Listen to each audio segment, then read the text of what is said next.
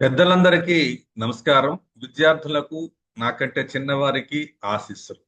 ఈరోజు మనం చెప్పబోయేటువంటి అంశం శ్రీరామ నవమి సందర్భంగా. శ్రీరాముడు చైత్రశుద్ధ నవమి రోజు ఆయన పుట్టాడు. అది ఈనాటికి అవసరమా? అసలు రామాయణం ఎందుకు ఇప్పుడు కూడా చదవాలి? చదవకపోతే ఏంటంట? చదివితే ఏంటంట? దాన్ని ఎలా మనం చూడాలి? ఈ నేపథ్యాలలో ఇవాల్టి కాలానికి లేదా ఆధునిక కాలానికి ఎలా అన్వయించాలి? ఈ రోజు రామాయణం అంతా తెలియని వాళ్ళు ఎవరు లేరు. రామాయణం గురించి సాధారణంగా ఎక్కడో దగ్గర ఎంతో కొంత చదువుతారు. ఎందుకు అంటే అది శోకం నుంచి పుట్టింది అని మొట్టమొదట మనకి చెప్తారు. ఎక్కడ అంటే మనకి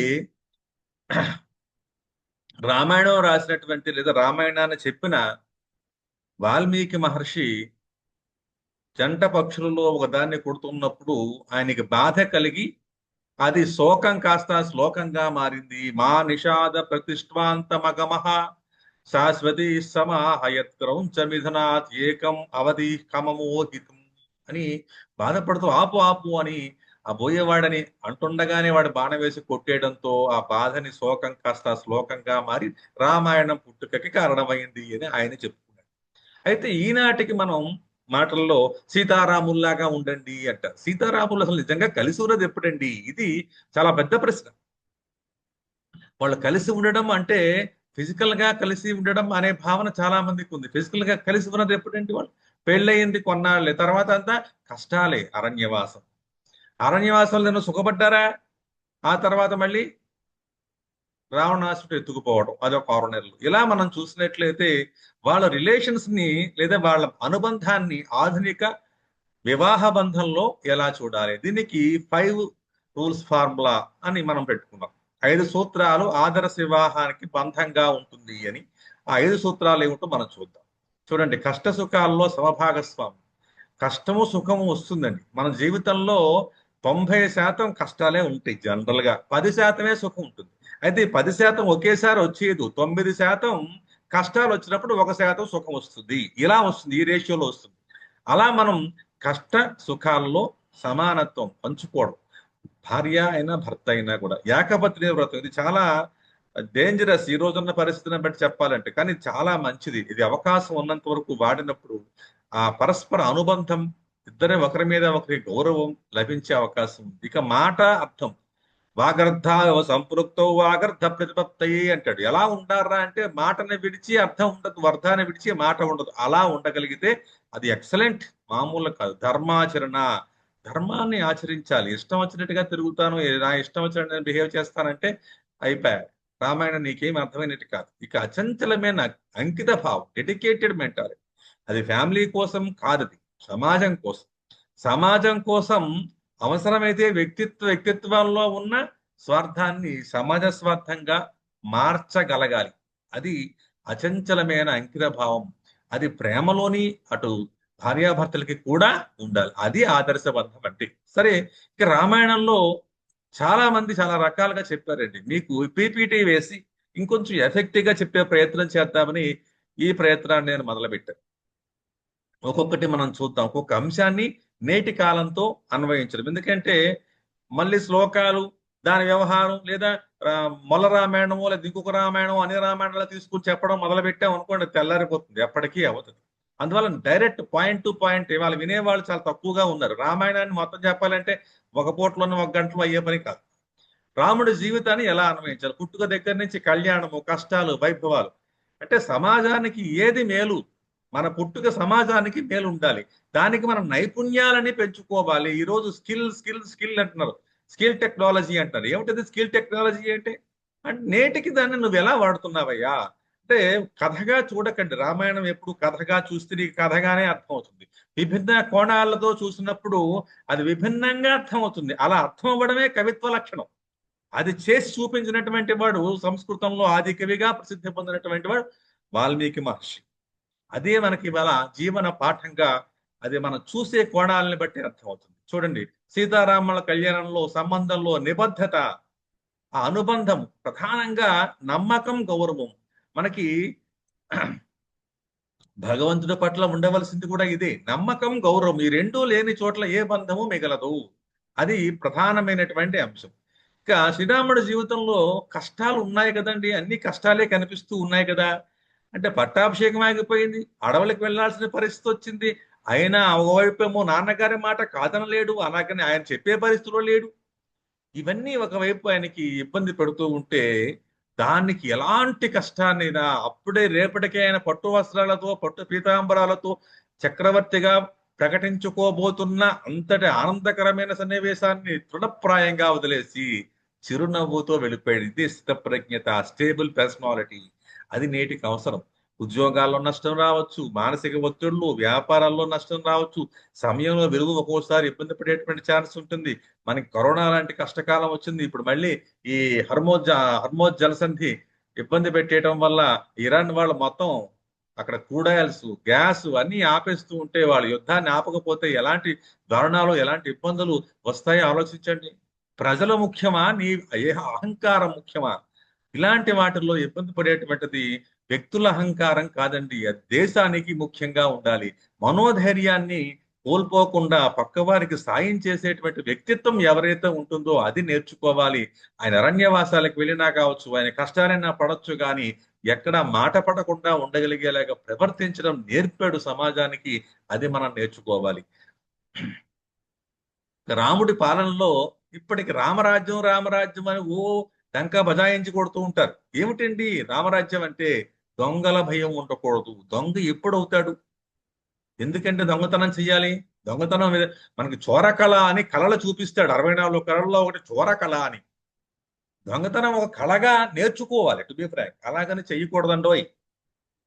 అది ఎందుకోసం? దొంగల నుంచి రక్షించుకోవడం కోసం. ఈ రోజు మనకి అంత ఆన్లైన్ లో వచ్చేసిన తర్వాత మొబైల్ హ్యాక్ చేయటం, వాళ్ళ బ్యాంక్ ట్రాన్సాక్షన్స్ ఏఐ వచ్చిన తర్వాత మొత్తానికి ఏమైపోతుందో అర్థం కాని పరిస్థితి. ఇవాళ ఆ స్మార్ట్ ఫోన్ వాడాలంటేనే బాగా చదువుకున్న వాడికి గుండె ఆడిపోయే పరిస్థితి ఉంది. ఈ దొంగతనం అనేది చేయటం చాలా ఘోరాతి ఘోరం అనమాట. చదువుకున్నవాడు వాడి డిగ్రీ అయ్యేటప్పుడు కూడా వాళ్ళు ఒక ప్రతిజ్ఞ చేస్తారు. ఈ డిగ్రీని నేను లోక కళ్యాణం కోసం వాడతాము అని వాళ్ళ ప్రతిజ్ఞ అయిన తర్వాతనే వాళ్ళకి ఒరిజినల్ డిగ్రీ అవార్డు చేస్తారు. అలాంటిది దొంగతనాలు చేయడం ఏమిటండి? కర్మ కాకపోతే వాడు ఇంకొక పనం చేయాలి తప్ప ఇలాంటివి చేయకూడదు. తర్వాత రోగ భయం లేదు, కర్మబద్ధం. ఇది వ్యక్తులలో ఉండాలి అంటే ముందు ప్రభుత్వంలో కూడా ఉండాలి. యథా రాజా తథా ప్రజ. అది నేటి కాలంలో ఒక ప్రొఫెసర్, ఒక ప్రొఫెషనల్స్ ఎవరైతే ఉన్నారో జాబ్ గా చేయడం కాదండి. ఒక పోలీస్ ఆఫీసర్ కావచ్చు, జాబ్ గా చేయడం కాదు. లేదా ఒక జడ్జిమెంట్ ఇచ్చేటువంటి జడ్జి గారు కావచ్చు, ఇంకోరు కావచ్చు. అది జాబ్ అని వాళ్ళు కనుక చేశారు అంటే వాళ్ళ వ్యక్తిత్వాన్ని వాళ్ళు చంపేసుకున్నట్టు లెక్క. సమాజ సేవ ఇది చాలా ముఖ్యమైనదండి. అందుకని అవినీతి రహిత ప్రజా సంక్షేమ పాలన ఇది నేర్చుకోవాలి. అది రామరాజ్య పాలన అంటే. అందుకోసం పేదలు అనేవాళ్ళు ఉండకూడదంటే చంపేమని కాదు, వాళ్ళకి కావలసినవన్నీ ఇవ్వాలి. అవసరమైతే వారిని ఉపాధిలోకి తీసుకురావాలి, కష్టాన్ని ఇష్టంగా మార్చాలి. దాని ద్వారా వారు స్టెప్ బై స్టెప్ పెంచుకుంటూ వెళ్ళాలి. ఒక స్టేజ్కి వచ్చిన తర్వాత వాళ్ళకి మళ్ళీ తీసేసి వాళ్ళ కాళ్ళ మీద వాళ్ళు నిలబడేలాగా ఇవ్వాలి. అది అవసరం. అది రామరాజ్యంలో చేశారు. అందుకని అన్ని కులాల వాళ్ళు, అన్ని మతాల వాళ్ళు సామరస్య భావన ఉండడం ఈనాటికి కూడా అవసరం. మనకి ప్రపంచంలో ఎన్ని రకాల మతాలు ఉన్నాయో అన్ని భారతదేశంలో ఉన్నాయి. అన్ని ఉన్నా మన పెద్ద ఎసెట్ ఏమిటి అంటే వసుధైక కుటుంబం. మనం ప్రపంచాన్ని చూడాలని ఎవడైనా వెళితే అది భారతదేశం చూస్తే చాలు అన్నట్టుగా మనం కలిసి వ్యక్తిత్వాన్ని, గౌరవాన్ని ఇచ్చిపుచ్చుకునే ధోరణిలో ఉండాలి తప్ప వాడో మతం వీడో మతం కుట్టూసేవడానికి మతం అనేది కాదు. మతం అనేది కేవలం, మతం అనే మాటకి అర్థం ఏమిటి అంటే అభిప్రాయం. అంతేగాని రామాయణం అండి అది వేస్ట్ అండి, లేదా ఇంకోటండి అది వేస్ట్ అండి అని నువ్వు ఏది పడితే అది వేస్ట్ అంటానికి వీల్లేదు. ఒక వ్యక్తిత్వాన్ని అంటే మంచిని నువ్వు ఎక్కడ చెప్పినా నేర్చుకో, ఏ మత గ్రంథంలో చెప్పినా నేర్చుకో, ఎవరు చెప్పినా విను, ఆచరించు. ఎంతవరకు ఆచరించాలో బుద్ధి కుశలతను ఉపయోగించి నేర్చుకోవడం ఇది ఈ రోజు చాలా అవసరంగా ఉంది. రాముడి స్నేహం ఇది చాలా ముఖ్యమండి. ఈ రోజు స్నేహం అంటే వ్యక్తిత్వాన్ని ఎంత మనం చెప్పినా సరే, అసలు వాళ్ళు ఏమిటో స్నేహం అంటే ఏదో అవసరం కోసం చేసుకున్న స్నేహం కాదండి. స్నేహం అనేది ఒక వ్యక్తిత్వం. నువ్వు ఎవరో, నీ పరిస్థితి ఏమిటో చెప్పాలి అంటే నీ స్నేహితుడిని గనక ఎంక్వైరీ చేసుకుంటే నువ్వేంటో చెప్తాడు. అంటే మన గురించి మనం ఆలోచించాం, కానీ మన గురించి స్నేహితుడు ఆలోచిస్తాడు. అందుకని friend in need is a friend in deed ఈ రోజు చాలా అవసరం అండి. మనకి నెట్వర్క్, టీం వర్క్, ఇలాంటివన్నీ మనం చూసినట్టు ఒక టీం వర్క్ మనం చెయ్యాలి. రాముడు ఒక్కడే వచ్చి రావణాసురుని చంపేలా, దానికి ఎవరెవరిని వాడాలో, చివరికి కోతులు, మన భాషలో చెప్పాలంటే కోతులు, అందులో మేటి తెలివైనటువంటి కోతులు, కోతులు తెలివైన కొండముచ్చు అని ఇవాళ అంటారు, కానీ అందులో చాలా రకాల తెలివితేటలు వాటికి కూడా ఉంటాయి. సరే, హనుమంతుడు అని ఈయన ఒక ప్రత్యేకమైనటువంటి పుట్టుకగా చూపిస్తారు. గుహుడు, ఏమైపోతుందో నా పడవ, ఆయన కాళ్ళు తగిలి ఒక రాయి నాతిగా మారిపోయింది, అహల్యగా అని భయపడిపోయి ఒక అమాయకత్వంతో కూడిన భక్తి, ఇది చాలా ముఖ్యమండి. నువ్వు అమాయకత్వంతో భక్తి చేసావా లేదా మాయతో భక్తి చేసావా అనేది కాదు అక్కడ. నువ్వు చేయవలసింది ఏమిటి? భక్తి. భక్తి అంటే అర్థం ఏమిటంటే భజనలు చేయటమో, బంకాలు పెట్టుకొని ఊదుకోవడమో కాదండి. భజ్ ధాతువుకి సేవాయా అనర్థం. భజ్ ధాతువు, భజ్ అనేది రూట్ వర్డ్, దానికి అర్థం ఏమిటి? సేవ. సేవ చెయ్యటం, అంతేగాని బాజా బజాల బంతి కొడుకు కొట్టేసుకుని అందరికీ డిస్టర్బ్ చేసి ఇబ్బంది పెట్టడం కాదు. భజ్ అనే దానికి సేవ, దాని నుంచే వచ్చింది భక్తి. అంటే సేవ చేయడానికి నీవి అన్నీ కావాలండి. రామాయణం వినటానికి నాకు హిందూ మతమే కావాలి లేదా ఇంకొక మతం ఉండకూడదు అని లేదు. నువ్వు ఏ మతం అనా కానీ అందులో నువ్వు చేయవలసింది నీ మతం, నీ అభిప్రాయాన్ని గురించి నువ్వు ఏకీభవించు లేదా వ్యతిరేకించు. వ్యతిరేకించినా ఏమి ఇబ్బంది లేదు, కానీ దానికి రెలవెంట్ గా వ్యతిరేకించు. ఇలా చేసి ఉంటే బాగుండు, ఓకే రైట్. అందుకని మంచిని మైక్ లో చెప్పాలి, చెడుని చెవట్లో చెప్పాలి అన్నారు. అలాగే గుహుడు ఎంతటి అమాయకం అంటే అతను. ఇక జటాయు, ఒక పక్షి మనిషి కోసం ఆలోచించింది. ఏమైనా మనుషులు ఎందుకండి ఆలోచించట్లేదు? పక్షుల గురించి, జంతువుల గురించి, మీద వాటి గురించి. ఎంత క్రూయలిటీ అండి! ప్రపంచంలో ఉన్న వినాశకరమైన జంతువు ఎవడని ఉన్నాడంటే మనిషే. ఇది ఈ రోజు చాలా దరిద్రమైనటువంటి మాట. ఇది అనకూడదు, మనకు మనం తిప్పుకున్నట్టే ఉంటుంది. కానీ ఈ రోజు మనం విశ్వ స్నేహభావాన్ని కలిగి ఉంచడానికి ప్రయత్నం చేస్తోంది ఇండియా, భారత్. దానికి ఈ రాముడు చేసినటువంటి స్నేహం చూడండి. పక్షుల్ని అటు గుహుడు అంటే ఓ రకంగా బెస్తవాడు, చేపలు పెట్టేవాడు, లేకపోతే ఇంకోటి ఇప్పుడున్న ఎస్టీ కులాలకు సంబంధించిన వాడు. వాళ్ళైనా తక్కువగా వాళ్ళు అనకూడదండి. వాళ్ళని అభివృద్ధి చేయాలి, వాళ్ళని ఉన్నత స్థాయిలో తీసుకురావాలి. మధ్యలో కొంత డ్యూరేషన్ ఏమైపోయింది అంటే వాళ్ళు ఏదో నీచంగా, ఇబ్బందికరంగా అనేక రకాలుగా మాట్లాడటం వల్ల ఇవాళ ఈ మతం అనేది విభాగాలుగా మారిపోయి హిందుత్వం అనేది ఏదో అదో పెద్ద మన మిగతా వాళ్ళని తిట్టేలాగనో ఇంకో రకంగానే మారిపోయింది. ఇది చాలా అన్యాయం అండి. ముందు మనిషిని మనిషిగా చూడటం అనేది చాలా అవసరం. స్నేహానికి కులాలు మతాలు ఉండకూడదు అనేది ఒక సిద్ధాంతం. దీన్ని మనం రామాయణం నుంచి నేర్చుకోవచ్చు. ఇక రాముడి నీతి ఏమిటి? శత్రువుల పట్ల కూడా గౌరవంగా ఉంటుంది. మనకి ఈ చెంప కొడితే ఆ చెంప చూపించమన్నాడు ఆయన. ఏమండి అంటే కొట్టించుకోమనే, చిత్త కొట్టేసుకోమనే, పొలం రాలగొట్టుకోమనే కాదు నాయన. నువ్వు ఓపికగా ఉండాలి. శత్రువు నీకంటే బలమైన వాడు కావచ్చు, నీ ఓపిక ఒక్కోసారి నీతో విజయాన్ని సాధిస్తుంది. ఆయన వానరుడి రూపంలో ఉన్నాడు, అధర్మాన్ని పాటిస్తూ ఉన్నాడు. అందుకని ఆయన చెట్టుబాట నుంచి కొట్టాడు. సరే కొట్టాడు, మరణశయ్య మీద చూపిస్తున్నాడు. ఎందుకయ్యా నువ్వు గుర్తించావు? అతనంటే చాలా మంచివాడు, జ్ఞానవంతుడు, కానీ ఆయనలో కొన్ని లోపాలు ఉన్నాయి. ఇంట్లోనే ఉన్నాయి కొన్ని లోపాలు, కానీ ఆయన అక్కడ ఆయన స్నేహ ధర్మం కోసం అన్నగారు అతన్ని స్నేహ ధర్మంలో ఆయన ధర్మాన్ని తప్పాడు. కాబట్టి అతన్ని జయించవలసిన అవసరానికి, ఎందుకంటే ఎదురుకుండా ఉంటే వాళ్ళతో ఆయన యుద్ధం చేయడానికి ఛాన్స్ లేదు. వాడి మొత్తం బలమంతా ఇతనికి వచ్చేస్తుంది అనమాట. అలాంటి వరాన్ని పొందాడు ఆయన. అందువల్ల ఇవాళ కూడా మనతో పోటీ పడేవాడిని ఎదగనయ్యండి. వాడిని అలాగని ఎగ్జామ్ అప్పుడు చూపిస్తారు అనుకోకండి. వాడితో కూడా మన నైపుణ్యాలు పెంచండి. ఒక వ్యక్తిని ఇంకో వ్యక్తితో, అసలు మనం గురువు అనే మాట ఉంది చూశారు, చాలా గొప్పదైన మాట అది. కానీ చాలా సింపుల్ గా చెప్తాను చూడండి. గురువు అంటే ఏమిటి? జనరల్ గా మనం అనేది లఘువు గురువు అని రెండు చెప్తాం. లఘువు అంటే ఒక గీత, గురువు అంటే రెండు గీతలు, అంతేనండి. లఘువు గురువులు. ఈ లఘువు గురువుల్ని మనం ఎలా యాడ్ చేస్తాం? ఇదొక లఘువు, ఇదో లఘువు. దీన్ని యాడ్ చేయడానికి ఎలా ప్లస్ అనకుండా దీన్ని ఏం చేయాలి? లఘోహో గురువు రెండింటిని కింద నుంచి యాడ్ చేయాలంటే ఇద్దరు జ్ఞానవంతులు కనుక, ఇద్దరు స్టూడెంట్స్ వాళ్ళ జ్ఞానాన్ని కనుక యాడ్ చేస్తే అదే గురుత్వం. అలా పెంచుకోవాలి జ్ఞానం అనేది. ఈ రోజు ఉన్నటువంటి ఈ టీం వర్క్ కానీ లేదా నిజాయితీగా ఉండటం కానీ, మనం చేసినటువంటి ఏదైనా ఒక వర్క్ విషయంలో కమిట్మెంట్ ఆఫ్ వర్క్, మనకి ఫ్రీలాన్సర్ గా ఉండాలంటే మనం ఉద్యోగాలు పొందేలాగా ఉండటం కాదని మనం ఉద్యోగాలు ఇచ్చేలాగా ఉండాలి. ఇది గొప్పతనం. అలాంటి ఒక మాట మీద నిలబడగలిగే స్వభావం పెంచుకోవాలి. అది ఎక్కడి నుంచి వస్తుంది? టీచర్ నుంచి వస్తుంది, కుటుంబం నుంచి వస్తుంది, పరిసరాల నుంచి వస్తుంది, గ్రంథాల నుంచి వస్తుంది. గ్రంథాలని జీవితాలకి అన్వయించుకోవడం వల్ల వస్తుంది. కాబట్టి నమ్మకం చాలా ప్రధానం. నమ్మకమే భగవంతుడు అంటారు. అందువల్ల భగవంతుడు ఎక్కడ ఉన్నాడనా నీ నమ్మకంలోనే ఉన్నాడండి. చూస్తే నీకు అర్థమవుతుంది. ఇక శక్తి ఉంది కదా అని మనం ఇష్టారాజ్యంగా వెళ్తానంటే కుదరదండోయ్. శక్తి ఎంత గొప్ప శక్తి ఉన్నా సరే చూడండి, అతను మధ్యలో వెళ్ళటానికి ఇబ్బందిగా ఉందను ఇంకోటో బాణం వదిలాడు. సముద్రానికి అడ్డంగా ఉన్నాడు, ఇబ్బంది పడుతున్నాడు. సముద్రుడు వచ్చాడు, ఏమయ్యా నా మీదకి బాణం ఎక్కువ పెట్టావు, ఇంకా వేయలేదా పెద్ద మనిషి. అప్పుడు సముద్రుడికి నమస్కారం చేసి మాట్లాడుతున్నాడు. అంటే అధికారం ఉంది అతనికి, వెయ్యగలడు బాణం. కానీ అంత పెద్ద మనిషి వచ్చేటప్పటికి ఆయనకి అధికారం ఉంది కదా అని దాన్ని వినియోగించకుండా, దుర్వినియోగం చేయకుండా ఇలా ఏదో ఆయనతో మాట్లాడారు. అందువల్ల శక్తి వినయం, వినయం ఎప్పుడు మనకి విస్తరిస్తుంది అంటే శక్తి ఉన్నప్పటికీ కూడా వినయాన్ని పాటించాలి.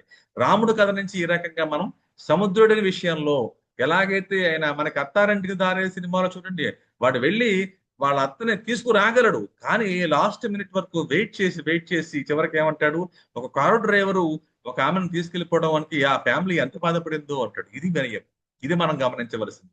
ఇక శబరి భక్తి చూడండి, ఎంత పాపం ముసలిది ఆమె. రాముడు వస్తాడు, నా రాముడు వస్తాడని రోజు ఒక, మన మాటలు చెప్పాలంటే రెడ్ కార్పెట్ వేసి ఎదురు చూస్తూ ఉంది. పూలతో ఒక బాటని వేస్తోంది. ఎవడైనా దాంట్లోంచి వస్తుంటే నువ్వు రాముడా అని అడుగుతూ ఉంటుంది ఆవిడ. రాముడు కాకపోతే దిగిపోమంటు. రాముడే వచ్చినప్పుడు ఎంత ఆనందపడిపోతుంది. మనకి మన వాళ్ళు చెప్తూ ఉంటారు, అరటిపళ్ళు తెచ్చిందని అరటిపళ్ళలో పండు తినేసింది, తొక్క ఆయనకి పెట్టేసిందని. అయినా అంత తీసేటట. ఇక్కడ కావలసింది ఆవిడ ఎస్టీయా ఇదే కాదు కావాల్సింది, భక్తి, సేవ చేసేటువంటి స్వభావం, భగవంతుని చూసారన్న ఆనందం. భగవంతుల్లో మనం చూడగలగడం అంటే భగవంతుని ఎక్కడి నుంచి దిగొస్తారని కాదండోయ్. భగవంతుడు అంటే భగ్ అనే దానికి పూజ అని. పూజ అంటే మళ్ళీ ఇంకోటేదో అనుకోకండి మీరు. ఒక మనిషిని ఇంకో మనిషిలో భగవంతు చూడటం అంటే ఎవడు మన ఆపదలో ఆదుకుంటాడో వాడే భగవంతుడు. కావాలంటే మీరు చూసుకోండి, ఎక్కడైనా కావాలంటే దేవుళ్ళలాగా వచ్చావండి, నీ క్షణం కనుక నువ్వు కనుక రక్షించకపోయి ఉంటే నేను అయిపోయేవాడిని అని. అది భగవంతుడు అంటే. అందువల్ల ఫలితం కోసం ఎంతటిగా ఓర్పు ఉండాలి, కష్టపడి కష్టాన్ని ఇష్టపడి ఎదురు చూస్తూ ఉండాలి. ఒక విద్యార్థి పరీక్ష కోసం, రేపు పరీక్ష అంటే ఇవాళ పుస్తకం తీయడం కాదండి, దానికోసం ప్రీ ప్లాన్డ్ గా ఉండాలి. ఎప్పుడైనా పరీక్ష పడిని మనం చదవడానికి సిద్ధంగా ఉండాలి. అంతేగాని ఆ టైం చదువుతాం, టెన్షన్ పడిపోయి ఏమిటేమిటో అయిపోతాం, రాయలేకపోతే ఏమనుకుంటాను, ఇంట్లో వాళ్ళు ఏమంటుంటారు, మా టీచర్ ఏమంటారో, ఇలా ఇలా అనవసరమైనటువంటి ఒత్తిడికి గురి కావద్దు. దానికి ఓపిక కావాలి, ప్లానింగ్ కావాలి, దానికి తగినటువంటి శక్తిని మనం ఎప్పటికప్పుడు చేసుకుంటూ వెళ్తే హ్యాపీగా, ఎలాంటి ఒడిదుడుకులు లేకుండా, బీపీలు టెన్షన్లు ఉండవండి, ప్రశాంతంగా పరీక్షలు రాసుకోవచ్చు. ఇక ఆపదలో ధైర్యం, ఇది ఉత్తముడి యొక్క లక్షణం. ఎంతటి మనకంటే శత్రువు ఎంతటి గొప్పవాడైనా కావచ్చు, కానీ ధైర్యాన్ని ఎప్పుడూ కోల్పోకూడదు. నువ్వు ఐఏఎస్ రాస్తావా, ఐపీఎస్ రాస్తావా, ఇంకేదైనా టోఫెల్ రాస్తావా, ఇంకేదైనా రాయని, కానీ నేను రాయగలను అన్న నమ్మకం, దానికి తగిన ప్లానింగ్ ఉన్నప్పుడు ఎంతటి కష్టాన్నైనా జయించడానికి మన దగ్గర క్యాపబిలిటీ ఉంటుంది. సీతాపహరణ జరిగింది, అంతకుముందు అరణ్యవాసం, శత్రు సైన్యం ఎవరో తెలియదు, వాళ్ళ పరిస్థితి ఏమిటో తెలియదు, వాళ్ళకి ఎంత ధైర్యమో తెలియదు, కోతుల్ని పట్టుకుని బయలుదేరేటండి పెద్ద మనిషి. అప్పటికి కామెడీ అది. అంటే కష్టాలు ఎంతనా కానివ్వండి, కుంగిపోకూడదు, సున్నా నుంచి మొదలెట్టాలి. ఎంతటి ధైర్యం ఉండాలంటే, పోతే పోయింది, ఉన్నది గట్టి. కొత్త వ్యాపారం చేసినా నీకు నువ్వే వ్యాపారం చేయి. దేవాలా తీసేస్తావా, తీసేయి. కిరటం నా ఆదర్శం పడినందుకు కాదు, పడి లేచినందుకు అంటాడు. పడుతూ ఉంటాయి కిరటాలు, పడిపోతున్నందుకు నువ్వు ఆదర్శం కాదు, మళ్ళీ లేవడం అనేది చూశారు, అది చాలా గొప్పది. ఎక్కడో లంకారాజ్యం, అప్పుడేమి పడవల షిప్పులు లేవు, ఒక వారధి కట్టేటంటే మాటలండి, ఆలోచించండి, కోతుల సహాయంతో. అలాంటిది ఒక శక్తిమంతుడు మాత్రమే చేయగలడు. ఇది సంకల్ప దీక్ష, ఇది ధైర్యంతో కూడినటువంటి ఒక కమిట్మెంట్ ఆఫ్ ద వర్క్. సరే, భార్య కోసం చేశాడా, స్నేహం కోసం ఇతను నిలబడ్డా, అవన్నీ వేరే రకాల కారణాలు. రెండవది మోస్ట్ ఇంపార్టెంట్ది పర్యావరణ స్పృహ. ఏ జంతువుని ఇబ్బంది పెట్టాల అనవసరంగా. ఈరోజు మనకి ఎంత ఉండాలండి అంటే, మన భూభాగంలో 24% అడవులు ఉండాలి అంటున్నారు. కానీ అది ఎక్కడి నుంచి ఉంచుతున్నారండి? ప్రతి వాళ్ళు మొక్కల్ని నాటుతున్నారా లేదా? పర్యావరణాన్ని సరిగ్గా కాపాడుతున్నారా? ఎందుకంటే ప్రకృతిని మనం కాపాడితే అది మనల్ని కాపాడుతుంది, లేకపోతే మనమే లేకుండా పోతాం. 14 ఏళ్ళు అడవులో ప్రకృతిని గౌరవించు కూర్చున్నాడు, సముద్రుని ప్రార్థించాడు, తర్వాత ఒక పెద్ద బ్రిడ్జ్ నిర్మించాడు, ఎలాంటి ప్రకృతిని డిస్టర్బ్ చేయలేదు. అందువల్ల మనం ఏం చేయాలి ఈ రోజులో అంటే, పర్యావరణ హితమైనటువంటి, ఈ రోజు ప్లాస్టిక్ పోత ఒకటి వచ్చింది, ఇంకోటి కొత్తది, అప్పుడు లేనిది ఇప్పుడు ఉన్నది. పరిశ్రమల వ్యర్థాలను తీసుకెళ్లి రీసైక్లింగ్ చేయకుండా కలిపేస్తూ ఉన్నారు. కొంతమంది తీసుకెళ్లి సముద్రంలో దోహేస్తున్నారు, నదుల్లో దోహేస్తున్నారు. ఇది కాదండి. మనకి గంగని స్వచ్ఛ గంగా అనే పెద్ద ప్రాజెక్ట్ తో ఇవాళ గంగా నదిని చూసినట్లయితే స్వచ్ఛంగా కింద చేపలు కనబడుతుంటాయి. నదుల్ని మనం పూజించమంటే దాంట్లో అన్ని రకాల కంపోస్టులు పడేయడం కాదు, దాన్ని స్వచ్ఛంగా ఉంచుకోవడం రావాలి. ప్రకృతిని ప్రేమించడం రావాలి, ప్రకృతిలో మనం మమేకం అవటం కావాలి. అలా ఉండటం పర్యావరణ స్పృహ, అది రామాయణం నుంచి, రాముడి నుంచి నేర్చుకోవాలి. తర్వాతది నిరంతర అభ్యాసం. రాముడు తను చదువుకున్న చదువుని అప్పుడు పెడితే అక్కడ ఆపేయలేదండి, నిరంతరం దాన్ని ప్రాక్టీస్ చేస్తూనే ఉన్నాడు. ఆగిపోయినా, ఇంకోటి పోయినా, కష్టం వచ్చినా ఆయన రోజువారీ చేయవలసిన ప్రతి కార్యక్రమాన్ని చేశాడు, టైం టు టైం చేశాడు. అది విషయం. అందువల్ల విశ్వామిత్రుడి వద్ద అస్త్రశస్త్రాలు నేర్చుకున్నా, అగస్త్యుడి వద్ద రాజనీతి నేర్చుకున్నా, ఎక్కడ నేర్చుకున్నా ఆయన వినయానికి ఏమాత్రము డోకా లేకుండా చేసుకున్నాడు. ఈ రోజు మనం దాన్ని ఎలా అన్వయించుకోవాలంటే నాన్ స్టాప్ అప్డేటింగ్. చూడండి, కంప్యూటర్ సైన్స్ వాళ్ళు కానీ ఇంకోళ్ళు కానీ అదేదో వస్తూనే ఉన్నాయి. సి అంటాడు, ప్లస్ అంటాడు, ప్లస్ ప్లస్ అంటాడు, వరాకల్ అంటాడు, వరుస పెట్టిగా ఈ రోజు ఏఐ అంటాడు, ఏఐ తర్వాత మళ్ళీ కాన్వాస్ అంటాడు, ఇంకోటి ఇంకో వరుస పెట్టి వస్తూనే ఉన్నాయి. అంటే ఎంత అప్డేట్ చేస్తున్నామంటే అంత అప్డేట్ ని మనం కంగారు పడకుండా నేర్చుకోవాలి. మారనివి మాత్రం రెండే, అది క్షమాగుణం, రెండవది అద్దులు లేకుండా నేర్చుకోవడం, non stop update. If you are update, if you are not update, you are outdate. నువ్వు అవుట్డేట్ అయిపోతావు. అందువల్ల అప్డేట్ అవ్వడం అనేది చాలా ముఖ్యం. ఇది రాముడి దగ్గర నుంచి నేర్చుకోవాలి. ఎంత శక్తిమంతుడైనా, ఎంత కళాకారుడైనా, ఎంతటి విద్యాభ్యాస సంపన్నత ఉన్నప్పటికీ కూడా దాన్ని అప్డేట్ చేస్తుండాలి, చెప్తూ ఉండాలి, నేర్చుకుంటూ ఉండాలి. నిరంతరం ప్రాక్టీస్, అది చాలా. అందుకనే ప్రాక్టీస్ మ్యాన్స్ పెర్ఫెక్ట్ అంటారు. ప్రాక్టీస్ అనేది పర్ఫెక్ట్నెస్ ని పెంచుతుంది. దానికి కావాల్సింది ఏమిటి అంటే సమయ పాలన, క్రమశిక్షణ. ఇది చాలా విద్యార్థుల్లో టైం సెన్స్ లేదు. సమయ పాలన, టైం సెన్స్, క్రమశిక్షణ, డిసిప్లిన్ అనేది లేదు. అవి లేకపోతే మీరు ఎంతటి గొప్పవాళ్ళైనా సరే దేంట్లోనే రాణించలేరు. ఏదైనా ఒక ఇంటర్వ్యూకి వెళ్తే తలుపులు వేసి ఉంటాయి, వేయగానే తలుపు టపాన్ డోర్ తీసేసి కుర్చీ గెబెక్కిలు లాగి దెబెక్కిని కూర్చోండి, మీకు ఉద్యోగం ఇస్తే టైం చూద్దాం అంటే మీకు బిహేవియర్ ఎలా చేయాలో తెలియదు అనమాట. టైంకి రారు. పాఠాలు చెప్పే మాస్టర్ రాకపోయినా కూడా అది వేరే విషయం కావచ్చు, కానీ ఈయన కూడా రావాలి. యుద్ధ సమయంలో కూడా సంధ్యావందనం చేశాడు అంటే నిత్య కృత్యాలను ఎక్కడా మానేయలేదు. విద్యార్థి లక్షణం ఏమిటి? రోజు చదువుకోవాలి, చదువుకున్న దాన్ని అర్థం చేసుకోవాలి, దాంట్లోనే ఆయన మునిగి ఉండాలి. అప్పుడప్పుడు కాస్త ఆడుకోవాలి చదువు, దాంతోపాటు కొంచెం డైలీ కొన్ని పనులు ఉంటాయి కదా, తినడం, మిగతా కలకృత్యాలు ఇవన్నీ ఉంటాయి. అంటే యుద్ధ సమయంలో కూడా సంధ్యావందనం చేయడం అంటే ఎంత కాన్సన్ట్రేషన్ ఉండాలి, ఎంత టెన్షన్ తో ఉన్నటువంటి జీవితం ఆ టైం. అయినా సరే ఏం అయినా ఇబ్బందులు పడకుండా క్రమశిక్షణతో ఈ రోజు మనం దీన్ని ఎలా అన్వయించుకోవాలంటే వ్యక్తిగత క్రమశిక్షణ, ఆరోగ్యం, వర్క్ లైఫ్ బ్యాలెన్సింగ్. చాలా టెన్షన్ అండి. ఎందుకు అంత టెన్షన్ పడతారండి? కంప్యూటర్ మీద 24 అవర్స్ కూర్చుంటే కళ్ళు లాగేస్తే ఉన్న మైండ్ పోతుంది. తర్వాత నీ జీతం పెట్టుకుని ఏం చేస్తావు? ఆ హాస్పిటల్కి వచ్చి పెట్టుకోవాలి. అందువల్ల వాడండి. దానికి మళ్ళీ ప్రొటెక్షన్, మళ్ళీ నీ కళ్ళకు సంబంధించిన ఇబ్బంది ఏమీ రాకుండా ఉండాలంటే దానికి తగినటువంటి ఆహారం తీసుకోవాలి. వర్క్ లైఫ్ బ్యాలెన్సింగ్ ఉన్నప్పటికీ కూడా కుటుంబంతో కొన్ని ఇబ్బందులు ఉంటే వాటికి తగిన సమయం ఇవ్వాలి, వ్యాయామం చేయాలి, ఆరోగ్యమైన ఫుడ్ తినాలి. మళ్ళీ దాంట్లో కల్తీ ఉంది ఈ రోజు, ఇంకా అదొక రకం. అందువల్ల ఇవన్నిటినీ మనం బ్యాలెన్స్ చేయడం, క్రమశిక్షణతో కూడినటువంటి జీవితం చాలా అవసరం. చాలా మోస్ట్ ఇంపార్టెంట్ది నిరాడంబరత. నిజానికి శివుడిని విష్ణువుని చెప్పినప్పుడు శివుడు నిరాడంబరత కనిపిస్తాడు. విష్ణువు అలంకార ప్రియుడు, శివుడు అభిషేక ప్రియుడు అంటారు.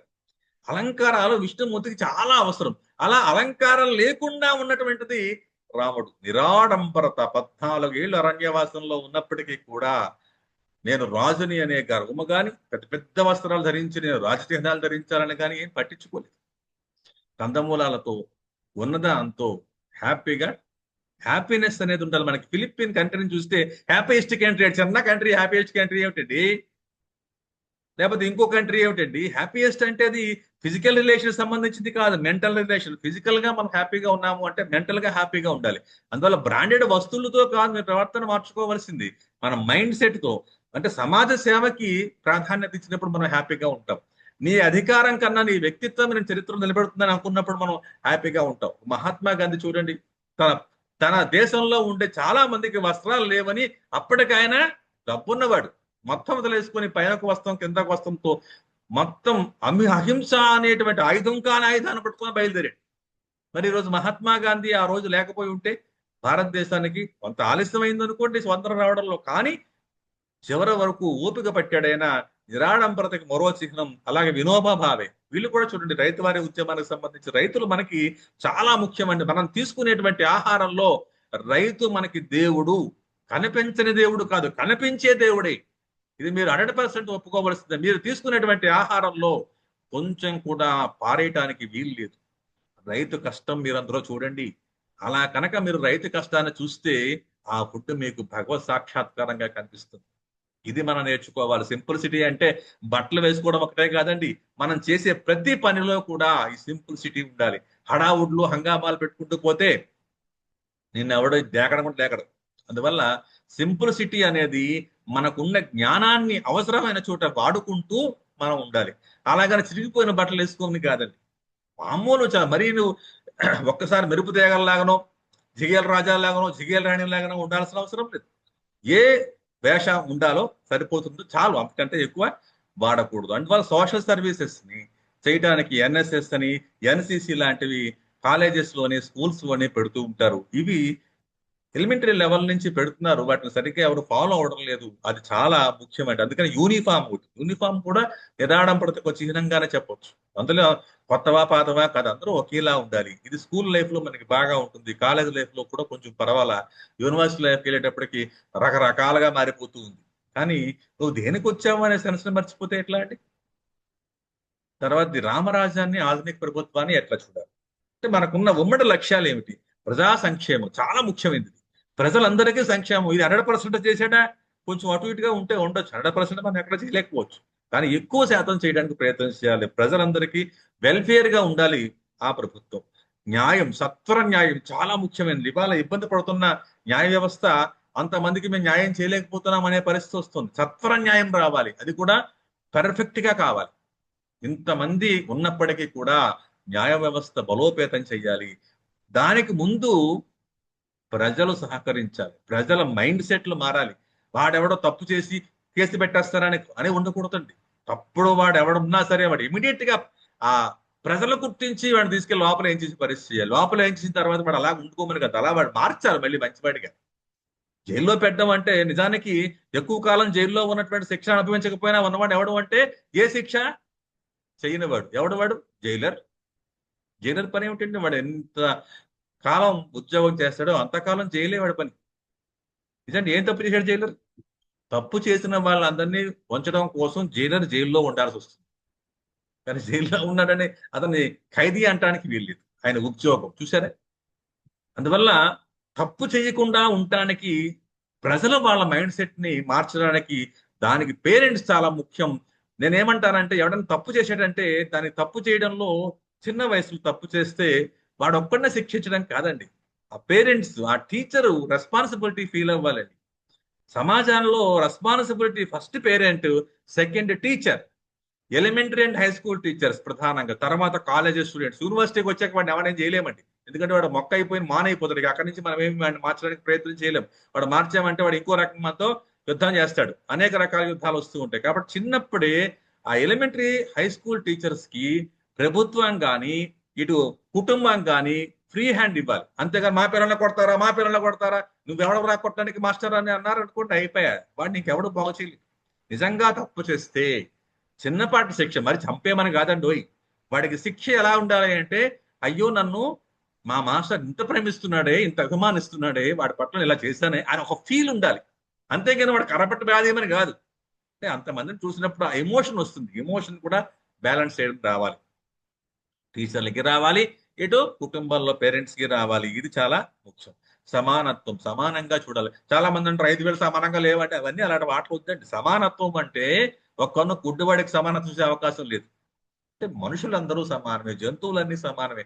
ఎందుకంటే ప్రతి జీవికి, కుక్కని ఇంట్లో వస్తే ఎందుకు కర్రబెట్టి కొట్టేస్తావు? నువ్వు తలుపులు వేసుకొని కూర్చో. అలా ఒక అన్ని రకాల ప్రాణుల పట్ల సమభావన ఉండటమే సమానత్వం. అలాగే డబ్బున్నవాడు, డబ్బు లేనివాడు, డబ్బు ఉన్నవాడు ఏం చేయాలి? లేనివాడికి చేయాలి. లేనివాడు ఏం చేయాలి?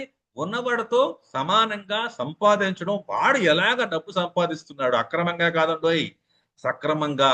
అలా సక్రమమైన సంపాదన ఉండాలి. దాని ద్వారా అభివృద్ధి ఉండాలి. అదే ప్రపంచంలో భారతదేశానికి ఉన్నటువంటి గొప్ప అసెట్.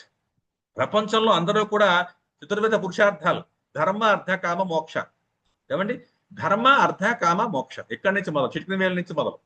ధర్మం చిన్నగా ఉంటుంది, అర్థం కొంచెం పెద్దగా. మోక్షం ఇక్కడ చూడండి, ఇది మోక్షం, ఇది అర్థకామాలు. అర్థము కామం. అర్థం అంటే డబ్బు, కామం అంటే కోరిక. ఇది ధర్మంతో కూడిన అర్థము, ధర్మంతో కూడిన కోరికలు తీర్చుకోవడం. అంటే ధర్మంగా సంపాదించాలి, ధర్మంగానే కోరికలు తీర్చుకోవాలి. అర్థకామాల్ని మోసేయాలంటే వదిలేయాలి. అది మోక్షంగా మారిపోతుంది. ఇది మనకి బాబా అని రజనీకాంత్ సినిమా ఉంది, బి చుక్క ఏ చుక్క బి చుక్క ఏ అంటాడు. అంటే బాబా సినిమాలో ధర్మ ధర్మాన్ని మోక్షంగా తీసుకురావడానికి దాన్ని వాడాడు. అంటే ఒక రకంగా మనం చెప్పాలంటే ఈ మిగతా వాళ్ళకి ఎంతసేపు డబ్బు సంపాదించామా ఎంజాయ్ చేసామా, ఎంజాయ్ చేయడం కాదండి. డబ్బు సంపాదించడం అంటే అర్థం ఏమిటి అంటే, నీ డబ్బుని పేదవాళ్ళకి ఎలా ఇవ్వాలి, ఊరికనే ఇవ్వడం కాదండి. ఇప్పుడు అందరూ కూడా ఏంటి, మాకేం రావట్లేదండి, ఫ్రీ ఫ్రీ ఫ్రీ. ఫ్రీకి ఇవ్వకూడదండి, ప్రభుత్వాలు ఎప్పుడూ ఫ్రీ ఇవ్వకూడదు, గుర్తుపెట్టుకోండి. అలా కనుక ఇస్తే ఒక సోమాలియా అయిపోతుంది. ఆ దేశం, ఆ ప్రజలందరూ కూడా సోమరపోతులు అయిపోతారు. డబ్బు ఇవ్వాలి, ఎలాగా, పనికి ఆహార పథకం. పని చెయ్యి, పని చేయడానికి ముందు కూడా నీకు ఆహారం లేకపోతే అప్పుడు ఆహారం ఇయ్యి. బిచ్చగాడికి కూడా డబ్బులు వేసి పారిపోకూడదండి. డబ్బులు వేయకూడదు అసలు. వాడికి ఏం కావాలి, తినడానికి తిండి కావాలి. తిండి తర్వాత ఏం చేయాలి, పని చెయ్యాలి. పని చేసి నువ్వు పావలా సంపాదించుకున్న నీ ఈగో, నీకున్న ఆత్మశక్తి, నీకున్నటువంటి, అంటే అడుక్కోవడం అనేది అంటే దయనీయమైన పరిస్థితి అండి అది. ఆ స్థితికి ఎవరు రాకుండుగాక. అలాగే కులం పేరుతో దయనీయంగా వాళ్ళని చూడటం కూడా చాలా తప్పండి. వాళ్ళ కులం పుట్టుకతో ఎవరికి రాదండి. పుట్టుకతో కులం అనేది రాదు. వాళ్ళకున్న జ్ఞానశక్తిని బట్టి వాళ్ళని గౌరవించగలిగేటువంటి వ్యక్తిత్వం రావాలి. అలా వచ్చినప్పుడే ఆధునిక ప్రభుత్వమైనా అది రామరాజ్యం అవుతుంది. అంతేగాని వాడి కులం పేరుతో హింస పెట్టడము, వాడి కులం పేరుతో ఇబ్బందులు పెట్టడము, వాళ్ళని హీనంగా చూడటము, ఇట్లాంటిది లోకం దృష్టిలో కాదు, రామరాజ్యం దృష్టిలో కూడా తప్పే. అలాంటిది చేయడానికి వీలు లేదు అనేది అందులో అప్పుడే నిజమైన అభివృద్ధి వస్తుంది. అందుకని బిఆర్ అంబేద్కర్ ఏమంటారంటే, అసలు ఈ కులాలన్నీ పోయిన తర్వాత దేశ స్వాతంత్రం ఇవ్వండి అని అడిగారు. అలా అడిగితే మనకి ఎంతవరకు స్వాతంత్రమే రాదు. ఈ కులాలు ఇంకా పోట్ల, ఎందుకంటే అనేక రకాలు. అందుకనే కులం అనేది నువ్వు ఇంకా పట్టుకొని ఏడుస్తానంటే అది నీ గడప లోపలే. గడప దాటిన తర్వాత నీ కులం అనేది తీసి పడేయాలి. మన కేరళ గవర్నమెంట్ చూడండి, కేరళ గవర్నమెంట్ లో, ఆ స్టేట్ గవర్నమెంట్ లో వాళ్ళు ఏం రాస్తాడు, క్యాస్ట్ అనేది అసలు ఆ కాలవ తీసి పారేసాడు. అలా అన్ని స్టేట్స్ తీసి పడేయాలి. కులాన్ని బట్టి ఇవ్వటం ఏంటండి? వాడికి టాలెంట్ ఉందా, తీసుకురా. లేదా టాలెంట్ లేకపోతే స్కిల్ డెవలప్మెంట్ లో వాడిని స్కిల్ చెయ్యి, తప్పులేదు. ఎందుకంటే వాడిని చిన్నప్పటి నుంచి హింస పెట్టడం ఎందుకు? నైపుణ్యాన్ని వాడికి ఇవ్వండి. ఇవ్వకుండా వాడు టాలెంట్ ఎలా అవుతాడు? నువ్వెవడికి ఉద్యోగం ఇవ్వకుండా నీకు ఎక్స్పీరియన్స్ ఎలా వస్తుంది? ఏమండి, ఇది నేర్చుకోవలసినటువంటి ప్రజా రాజ్యంగా, రామరాజ్యంగా మారటానికి ఆధునిక ప్రభుత్వం నేర్చుకోవాల్సింది. గురువుల పట్ల గౌరవం ఉండాలి. ఇంకొక వైపు నుంచి సంక్షేమ పథకాల్ని, సత్వర న్యాయ వ్యవస్థని, సమానత్వాన్ని అన్నిటినీ బ్యాలెన్స్ చేసేటువంటి పరిస్థితి ఉన్నప్పుడు అదే అభివృద్ధి పదంలోకి వెళ్తుంది. అయితే రామరాజ్యం అనేది పురాణ కాలం రాజరిక వ్యవస్థ ఉంది. ఇప్పుడు దాన్ని ఆధునికంగా ప్రజాస్వామ్యం అనేది చాలా దాన్ని అప్డేట్ చేసినట్లు లెక్క. రాజు నిర్ణయం మాత్రమే అక్కడ పర్ఫెక్ట్. ధర్మ అర్థ కామే, ధర్మ అర్థ కామాలతో వాడు ధర్మబద్ధమైనటువంటి నిర్ణయమే ఇవ్వాలి. ఇవాళ మనకి జడ్జెస్ అందరూ కూడా ధర్మబద్ధమైనది కాదు, ఆ రాజ్యాంగంలో ఏముందో అది ఇస్తున్నారు. అది తప్పంటం లేదు, రాజ్యాంగాన్ని విమర్శించే హక్కు ఎవరికీ లేదు.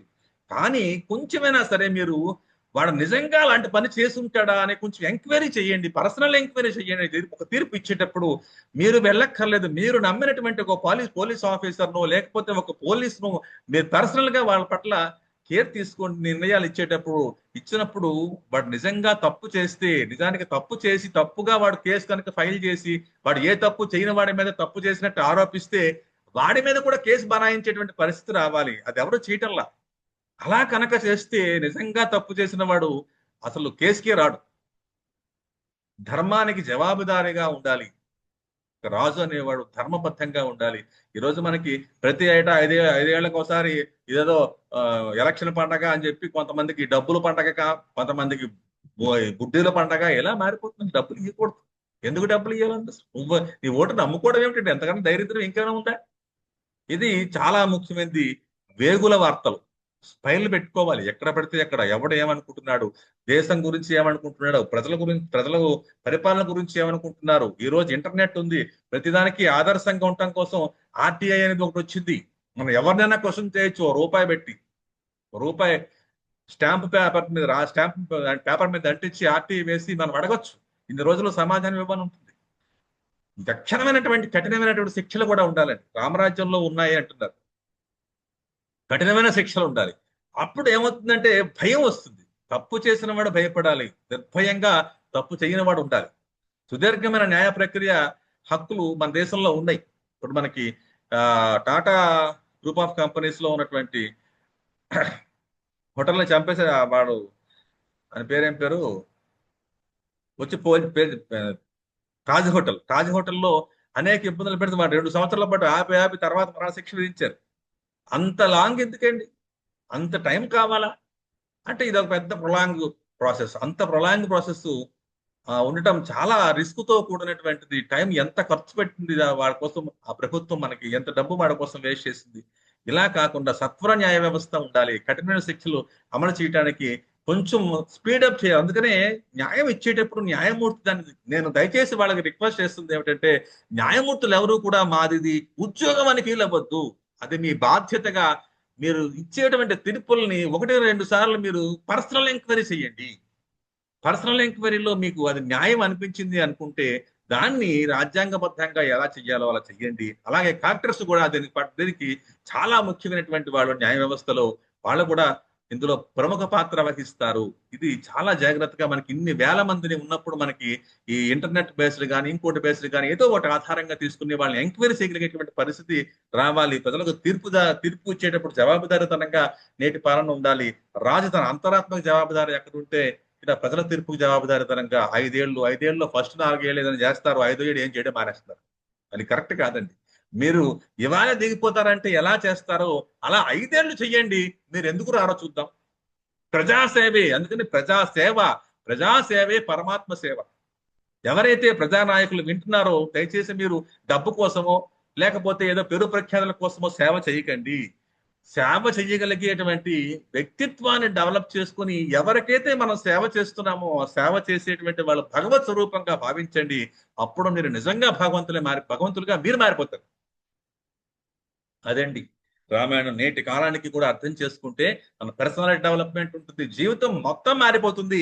ఎలా ఉండాలి, భార్య పట్ల ఎట్లా ఉండాలి, మిగతా వారి పట్ల ఎలా ఉండాలి, మన జీవితాన్ని ఎలా అర్థం చేసుకోవాలి, ఇవన్నీ తెలుస్తుంది. ఇక సీతారామాల కళ్యాణం ఎందుకంటే ప్రతి ఏటా బోల్డ్ డబ్బులు ఖర్చు పెట్టి చేస్తున్నారు. చాలా మంది చెబుతుంది, నేను విమర్శించే వాళ్ళు చాలా మంది ఉన్నారు. అంత డబ్బులు పెట్టమని ఏం లేదు అక్కడ. కళ్యాణం దేనికోసం అంటే ఒక పెద్ద గ్యాదరింగ్. ఆ గ్యాదరింగ్ లో తెలుసుకోవలసింది ఏమిటి? జన్మదినం, రాముడు జన్మదినం ఏదైతే చైత్ర శుద్ధ నవమి రోజు పుట్టాడో ఆగమ శాస్త్ర ప్రకారం ఆ రోజు ఆయన కళ్యాణం అయ్యింది. కళ్యాణం చేస్తూ ఉంటారు. ఆ కళ్యాణం దేనికోసం? లోక కళ్యాణం కోసం, లోకమంతా సమృద్ధిగా ఉండటం కోసం. అంటే ఆ కళ్యాణం చేయటం వల్ల అన్ని రకాల వాళ్ళు అంటే పూల పూల మాలలు తయారు చేసేవాడి దగ్గర నుంచి కళ్యాణానికి కావాల్సిన అన్ని వస్తువులు వివిధ రకాల కులాల నుంచి వస్తాయి. వాళ్ళందరూ కూడా ఆనందంగా ఉండాలి. అందరూ కలిసి భగవత్ సేవగా భావించాలి. ఆదర్శ దంపతులు వచ్చారనుకోండి, వాళ్ళు సీతారాముల్లాగా దూరంగా ఉన్న దగ్గరమైనటువంటి అనుబంధాలను పెంచుకోవడానికి ఆత్మ శాంతి కోసం, లోకశాంతి కోసం దాన్ని చూడటానికి వెళ్ళాలి. పట్టాభిషేకం ఆయన వచ్చిన సమయం మళ్ళీ చైత్ర నవమి నాడే పట్టాభిషేకం జరిగింది. కాబట్టి అదే విజయానికి సంకేతంగా. అంటే పెళ్లి రోజు జరుపుకోవడం అంటే వాళ్ళు ఏదో సినిమాకో షికారుకో వెళ్ళడం కాదు. వాళ్ళిద్దరూ కలిసి ఏకాంతంగా కూర్చొని అరమరకలు లేకుండా మాట్లాడుకోవడం, ఒకరినొకరు అర్థం చేసుకోవడానికి ఆ సమయాన్ని వాడుకోవాలి. భగవత్ సేవలో వాడుకోవాలి. ఇలా మనం చేసినట్లయితే మరింత ముచ్చటగా ఆ జంట ఉంటుంది. కాబట్టి మరిన్ని అంశాలను మీరు ఇంతవరకు ఓపికగా విన్నందుకు, ఈ అవకాశాన్ని నాకు ఇచ్చినందుకు మీ అందరికీ పేరు పేరున ధన్యవాదాలు తెలియజేస్తున్నాను. మరిన్ని అంశాలు మీకు త్వరలోనే అందించే ప్రయత్నం కూడా చేస్తాను. ఓకేనండి. శుభం భూయాత్. సర్వే జనా సుఖినో